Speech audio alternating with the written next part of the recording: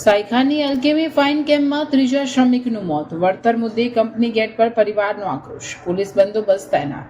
વાગરાની સાયખા જીઆરડીસીમાં આવેલી એલકેમ fine camp private limited કંપનીમાં સર્જાયેલી દુર્ઘટનામાં વધુ એક શ્રમિક રાહિલ સૈયદ જિંદગીની જંગ હારી જતા કુલ મૃત્યુઆંક 3 પર પહોંચ્યો છે. કંપનીની ગંભીર બેદરકારી સામે સ્થાનિકો અને પરિવારજનોમાં ભારે રોષ જોવા મળી રહ્યો છે.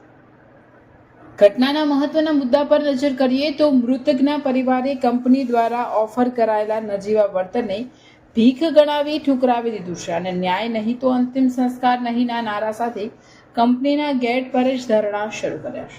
ભરૂચ જિલ્લા યુવા કોંગ્રેસના પ્રમુખ પટેલ ઇમ્તિયાઝે આક્ષેપ કર્યો છે કે કંપની સત્તાના જોરે આ ઘટનાને કુદરતી મોતમાં ખપાવવાનો પ્રયાસ કરી રહી છે.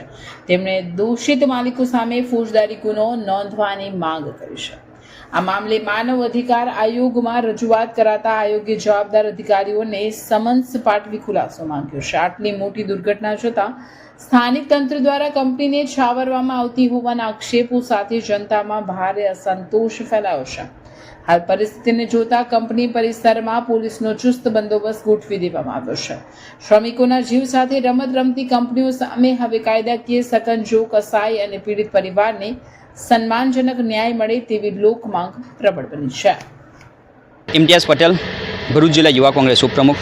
હાલ આપણે ઉપસ્થિત છીએ ભરૂચ જિલ્લામાં આવેલ સાયખા જીઆરડીસી વિસ્તારમાં કે જ્યાં એલકેમ ફાઇનકેમ કંપનીના અંદર થોડા દિવસો પૂર્વે એક અકસ્માતનો બનાવ બન્યો હતો, જ્યાં કંપનીના અંદર 4 કર્મચારીઓ ગંભીર રીતે દાઝી ગયા હતા અને જેમાં એક સિક્યુરિટી કર્મચારીનું સ્થળ પર જ મૃત્યુ થયું હોવાની માહિતી અહેવાલ પ્રાપ્ત થઈ હતી.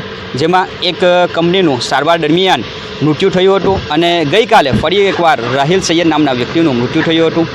અહીંયા આજરોજ મુસ્લિમ સમાજના અગ્રણીઓ અને સ્થાનિક આગેવાનો સાથે ભેગા મળીને તેમના જે વળતરની છે માંગ માટે કંપની ખાતે ઉપસ્થિત રહ્યા હતા, પરંતુ કંપની દ્વારા આ જે બનાવો બન્યા છે અને જે કર્મચારી સિક્યુરિટી ઉપર હાર્ટ એટેક આવવાથી મૃત્યુ પામ્યા હતા તેને એક નાટ્ય રૂપાંતર આપીને કુદરતી મોતમાં રૂપાંતર કરવાનો પ્રયાસ કર્યો હતો, જેના વિરોધ સંદર્ભે અને પ્રજાહિત કાર્ય માટે મેં મારા થકી ગુજરાત રાજ્ય માનવ અધિકાર આયોગ વિભાગના અંદર એક રાવ નાખ્યો હતો, જેના જવાબરૂપે ગઈકાલે સમન્સ ભરૂચ જિલ્લા ડીએમ એટલે કે ડિસ્ટ્રિક્ટ મેજિસ્ટ્રેટને ગુજરાત રાજ્ય માનવ અધિકાર દ્વારા સમન્સ પાઠવવામાં આવ્યો છે અને તેનો ખુલાસો માંગવામાં આવ્યો છે.